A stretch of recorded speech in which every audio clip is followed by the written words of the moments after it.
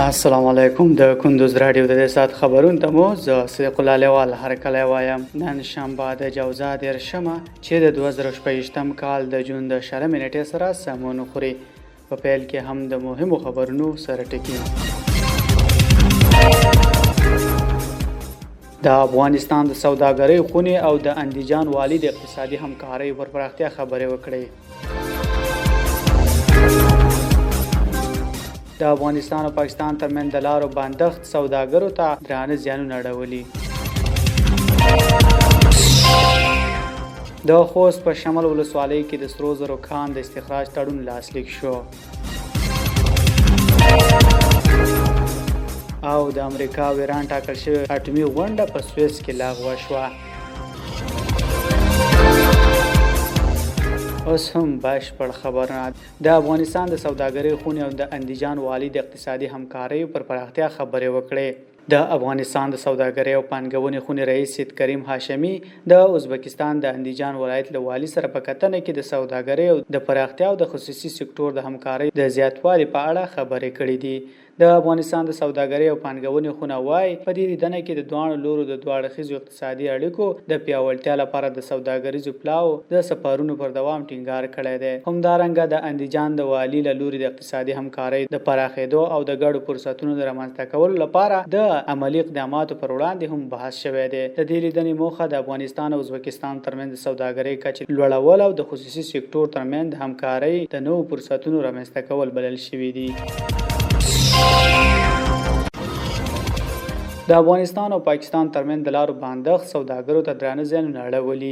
د پاکستان او افغانستان د سوداګرۍ او صنایع ګډې خونې ویلي چې په تیرو 8 میاشتو کې د دوه هیوادونو ترمنځ د لارو تړل پاتې کېدو پاکستاني سوداګرو ته نږدې 980 میلیونه ډالر زیان اړولی دی. د یادې خونې د چارواکو په وینا د دوه هیوادونو ترمنځ د سوداګرۍ راکړه ورکړه سخته اغیزمنه شوې ده. دوی زیاته کړې چې د لارو بندښت نه یوازې له افغانستان سره سوداګري زیانمنه کړې بلکې د افغانستان له لارې د منځنۍ اسیا هیوادونو ته د پاکستان صادرات هم کم شوي دي.